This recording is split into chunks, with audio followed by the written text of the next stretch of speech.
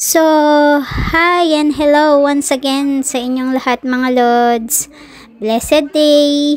Ito na nga pala yung complete video ng pinuntahan namin guys na beach. Ito guys sa may Clearwater Bay dito sa Hong Kong. At ito din guys yung first outing namin sa beach ng mga The Beauties 2021 and friends. Anyway, binansagan silang The Beauties 2021 guys dahil may YouTube channel kami.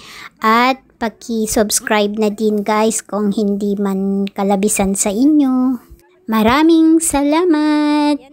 At ito na guys, nung bumababa kami sa hagdan, medyo mataas-taas din ang hagdan na ito guys bago mo marating yung sa may Clearwater Bay nga na beach. So ayan guys. Napaaga kami guys ng pagdating kaya wala pang masyadong madaming tao. Tara samahan nyo kami guys at maghahanap tayo ng mapupwestuhan muna. So ayan na nga mga Lods, nakahanap na ng pupwestuhan ng mga The Beauties. At ang bidyong ito pala guys ay bandang tanghali na. Kaya ayan, medyo may mga dumadating na din na mga tao.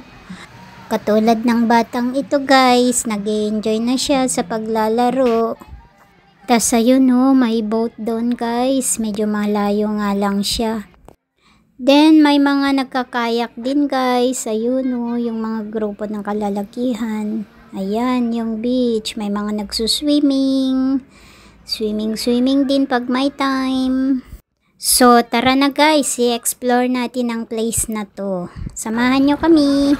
Ayan ang unang stop namin. O diba? Ang ganda ng beach, ang ganda ng tubig, ang sarap maligo kasi malamig. Tamang-tama guys sa mainit na panahon. Need nga lang nating maglagay ng sunblock para hindi ma-sunburn. Ayan guys, diba? Ang ganda. Medyo pa siya guys, medyo high tide pa siya, mamayang hapon pa yan maglo-low tide. Oo. Hindi ba malalim? Baka mamaya maano ko dito Di pa naman din ako marunong lumangoy. May namimingwit doon. So, ayan na nga mga Lods, mahilig lang talaga akong pumunta sa mga ganyan, mag-adventure, pero may takot din, lalo na pagdating dyan guys sa mga beach na yan, kasi hindi ako marunong lumangoy, langoy aso lang guys ang alam ko.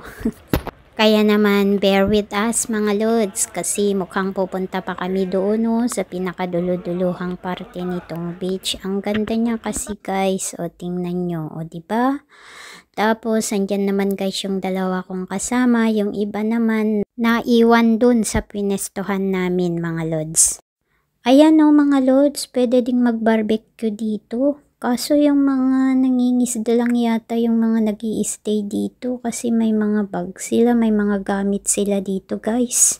Malayo nga lang sa CR2.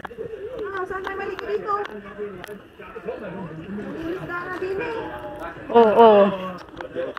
Pagpipiestahan na tayo ng isda dito. Ano yung ako may uwi kay John John. Parang ang lalim. Hindi malalim be. Ha? Layo na, napalayo na tayo. Yan guys, lumalayo kami. Then ayan na nga mga Lods, dito na naming naisipang mag-stay at maligo. Ang sarap talaga ng tubig, sarap maligo mga Lods. Anyway, thanks for watching. Salamat po sa inyong suporta. God bless and follow for more.